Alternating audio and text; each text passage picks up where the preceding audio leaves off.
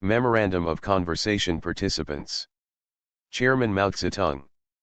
Prime Minister Zhou Enlai. Wang Haiyong, Deputy Chief of Protocol of the Foreign Ministry. Tiang Wensheng, Interpreter. President Nixon. Henry A. Kissinger, Assistant to the President for National Security Affairs. Winston Lord, National Security Council Staff, Note-taker. Date and time, Monday, February 21, 1972-2:50-3:55 p.m. Place, Chairman Mao's residence, Peking. There were opening greetings during which the chairman welcomed President Nixon, and the president expressed his great pleasure at meeting the chairman. President Nixon, you read a great deal. The Prime Minister said that you read more than he does. Chairman Mao, yesterday in the airplane you put forward a very difficult problem for us. You said that what it is required to talk about are philosophic problems. President Nixon, I said that because I have read the chairman's poems and speeches, and I knew he was a professional philosopher. Chairman laugh.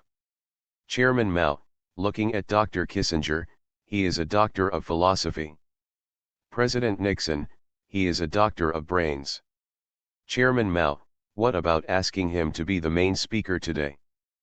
President Nixon, he is an expert in philosophy. Dr. Kissinger, I used to assign the chairman's collective writings to my classes at Harvard. Chairman Mao, those writings of mine aren't anything. There is nothing instructive in what I wrote.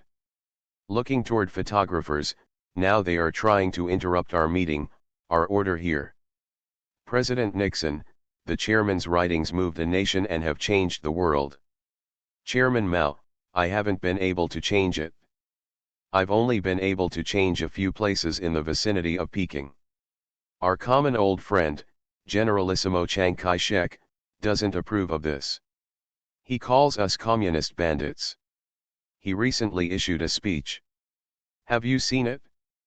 President Nixon, Chiang Kai-shek calls the chairman a bandit. What does the chairman call Chiang Kai-shek? Prime Minister Zhou, generally speaking we call them Chiang Kai-shek's clique. In the newspapers sometimes we call him a bandit, we are also called bandits in turn. Anyway, we abuse each other.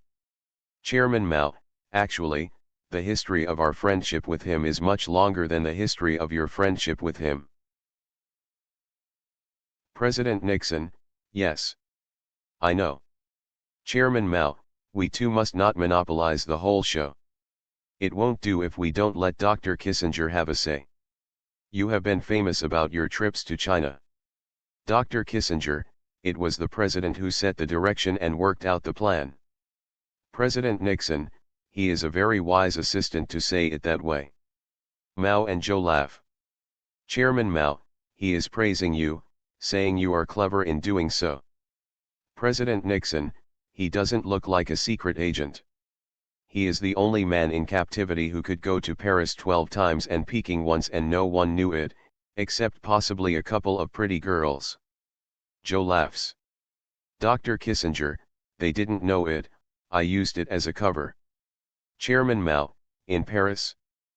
President Nixon, anyone who uses pretty girls as a cover must be the greatest diplomat of all time.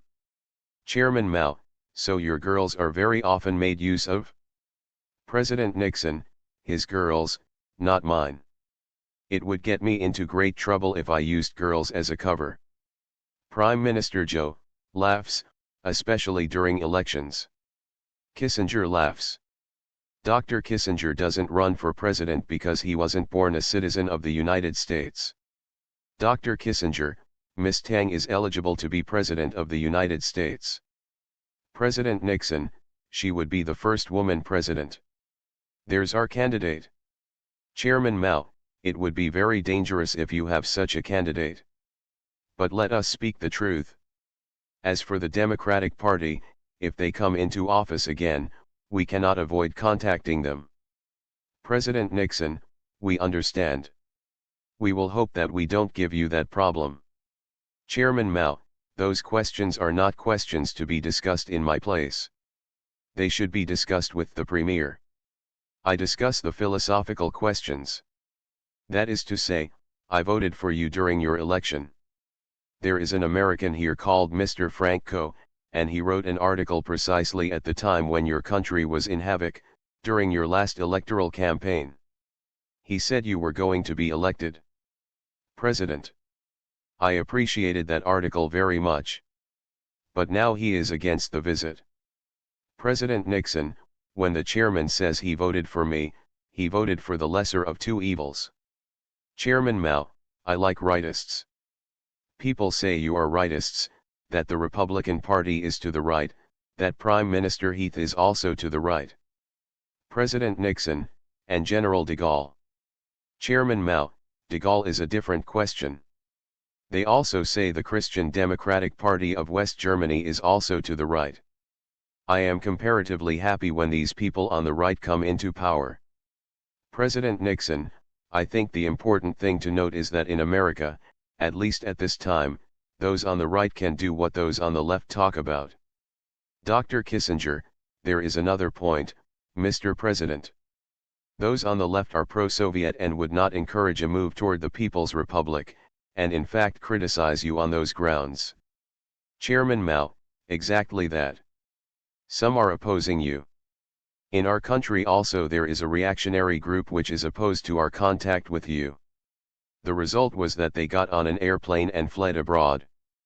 Prime Minister Zhou, maybe you know this. Chairman Mao, throughout the whole world, the US intelligence reports are comparatively accurate. The next was Japan. As for the Soviet Union, they finally went to dig out the corpses, but they didn't say anything about it. Prime Minister Zhou, in Outer Mongolia. President Nixon, we had similar problems recently in the crisis on India-Pakistan. The American left criticized me very heavily for failing to side with India. This was for two reasons, they were pro-Indian and they were pro-Soviet. I thought it was important to look at the bigger issue. We could not let a country, no matter how big, gobble up its neighbor. It cost me, I don't say this with sorrow because it was right, it cost me politically, but I think history will record that it was the right thing to do. Chairman Mao, as a suggestion, may I suggest that you do a little less briefing? The President points at Dr. Kissinger and Zhou laugh. Do you think it is good if you brief others on what we talk about, our philosophic discussions here? President Nixon, the chairman can be sure that whatever we discuss or whatever I and the Prime Minister discuss, nothing goes beyond the room. That is the only way to have conversations at the highest level. Chairman Mao, that's good. President Nixon, for example, I hope to talk with the Prime Minister and later with the chairman about issues like Taiwan, Vietnam, and Korea. I also want to talk about, and this is very sensitive, the future of Japan, the future of the subcontinent, and what India's role will be, and on the broader world scene, the future of US-Soviet relations. Because only if we see the whole picture of the world and the great forces that move the world will we be able to make the right decisions about the immediate and urgent problems that always completely dominate our vision. Chairman Mao, all those troublesome problems I don't want to get into very much. I think your topic is better philosophic questions. President Nixon, for example, Mr. Chairman, it is interesting to note that most nations would approve of this meeting, but the Soviets disapprove, the Japanese have doubts which they express, and the Indians disapprove. So we must examine why, and determine how our policies should develop to deal with the whole world, as well as the immediate problems such as Korea, Vietnam, and of course, Taiwan. Chairman Mao, yes, I agree.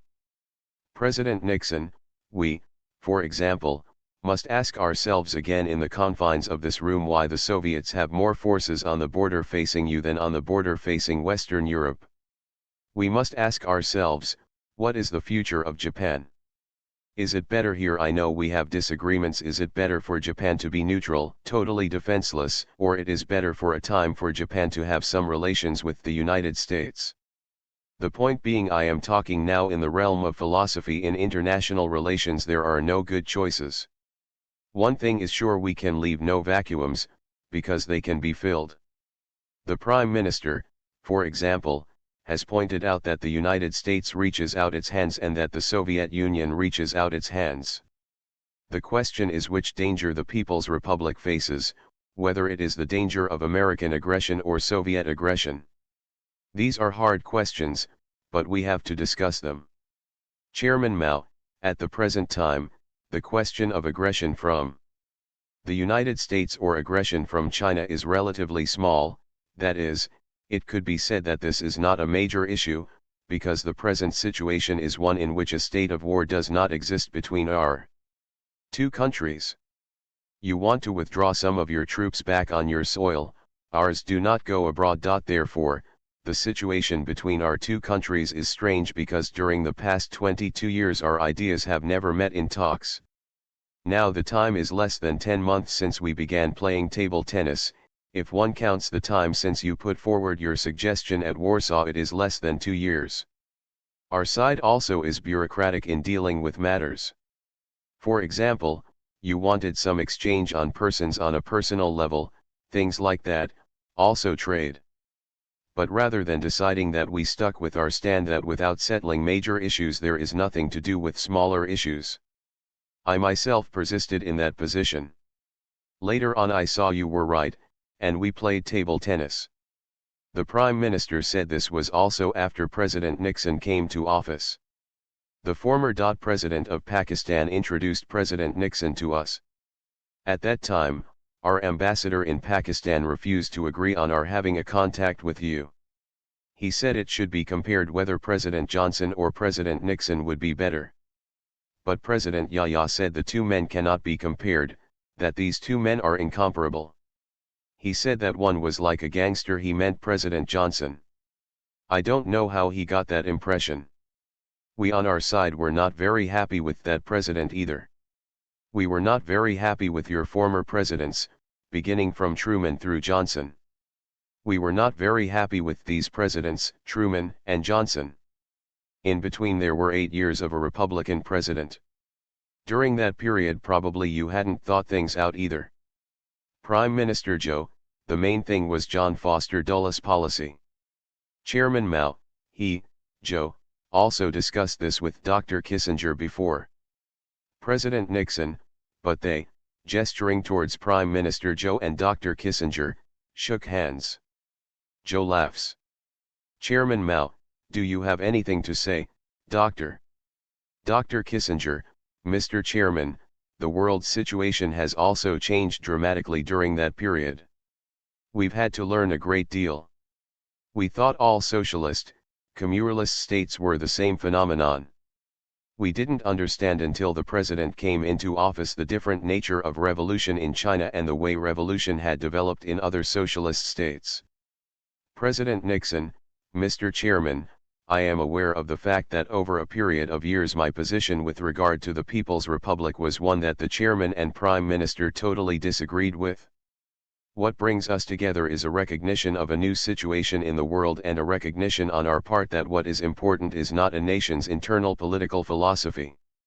What is important is its policy toward the rest of the world and toward us. That is why this point I think can be said to be honest. We have differences. The Prime Minister and Dr. Kissinger discussed these differences. It also should be said, looking at the two great powers, the United States and China, we know China doesn't threaten the territory of the United States. I think you know the United States has no territorial designs on China. We know China doesn't want to dominate the United States. We believe you too realize the United States doesn't want to dominate the world. Also maybe you don't believe this, but I do. Neither China nor the United States, both great nations, want to dominate the world. Because our attitudes are the same on these two issues, we don't threaten each other's territories. Therefore, we can find common ground, despite our differences, to build a world structure in which both can be safe to develop in our own ways on our own roads. That cannot be said about some other nations in the world. Chairman Mao, neither do we threaten Japan or South Korea. President Nixon, nor any country. Nor do we. Chairman Mao, checking the time with Joe, do you think we have covered enough today? President Nixon, yes. I would like to say as we finish, Mr. Chairman, we know you and the Prime Minister have taken great risks in inviting us here. For us also it was a difficult decision. But having read some of the Chairman's statements, I know he is one who sees when an opportunity comes, that you must seize the hour and seize the day. I would also like to say in a personal sense, and this to you Mr. Prime Minister, you do not know me. Since you do not know me, you shouldn't trust me. You will find I never say something I cannot do. And I always will do more than I can say. On this basis I want to have frank talks with the Chairman and, of course, with the Prime Minister. Chairman Mao, pointing to Dr. Kissinger, seize the hour and seize the day. I think that, generally speaking, people like me sound a lot of big cannons. Joe laughs, that is, things like the whole world should unite and defeat imperialism, revisionism, and all reactionaries, and establish socialism. President Nixon, like me. And bandits. Chairman Mao, but perhaps you as an individual may not be among those to be overthrown. They say that he, Dr. Kissinger, is also among those not to be overthrown personally. And if all of you are overthrown, we wouldn't have any more friends left. President Nixon, Mr. Chairman, the Chairman's life is well known to all of us.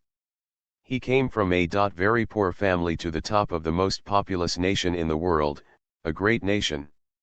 My background is not so well known. I also came from a very poor family, and to the top of a very great nation. History has brought us together. The question is whether we, with different philosophies, but both with feet on the ground, and having come from the people, can make a breakthrough that will serve not just China and America, but the whole world in the years ahead. And that is why we are here. Chairman Mao, your book, The Six Crises, is not a bad book. President Nixon, Mao, reads too much. Chairman Mao, too little. I don't know much about the United States. I must ask you to send some teachers here, mainly teachers of history and geography. President Nixon, that's good, the best. Chairman Mao, that's what I said to Mr. Edgar Snow, the correspondent who passed away a few days ago. President Nixon, that was very sad. Chairman Mao, yes, indeed. It is all right to talk well and also all right if there are no agreements, because what use is there if we stand in deadlock? Why is it that we must be able to reach results? People will say, if we fail the first time, then people will talk, why are we not able to succeed the first time? The only reason would be that we have taken the wrong road. What will they say if we succeed the second time? There were then some closing pleasantries. The chairman said he was not well. President Nixon responded that he looked good. The chairman said that appearances were deceiving. After handshakes and more pictures, Prime Minister Joe then escorted the president out of the residence.